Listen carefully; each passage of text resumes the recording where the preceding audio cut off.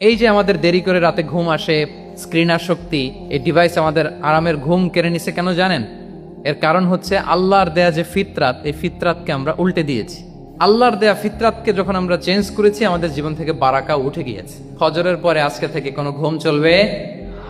এই সময়টাতে অনেক বারাকা আছে। অনেকে ফজরের এই বরকতময় সময়টা তারা ঘুমাতে ঘুমাতে মিস করে। এর কারণ দেরিতে ঘুমোতে যাওয়া, আগে আগে ঘুমানোর অভ্যাস করতে হবে, কিন্তু আগে তো ঘুম আসে না। এই যে ডিভাইস আমাদেরকে ঘুমাতে দেয় না। আল্লাহ তাআলা রাতকে বানিয়েছেন ঘুমের জন্য। ওয়াজআলনাল লাইলা লিবাসা, লিবাস মানে আবরণ। আমি রাতকে বানিয়েছি পোশাকের মতো আবরণ করে, যে আবরণ রাত্রিবেলা নিঝুম নিস্তব্ধ অন্ধকার দিয়ে ছেয়ে দেয়। ফলে মেলাটিন নামে একটা হরমোন নিঃসরিত হয়, আমাদের ঘুম ঘুম ভাব আসে। ঘুমের জন্য আল্লাহ তৈরি করেছেন রাতকে। আমাদের শান্তির ঘুম কেড়ে নিছে এই ডিভাইস। আল্লাহর দেয়া ফিতরাতকে যখন আমরা চেঞ্জ করেছি, আমাদের জীবন থেকে বারাকা উঠে গিয়েছে। ফিতরাত শব্দটার সাথে আপনাদের পরিচয় আছে?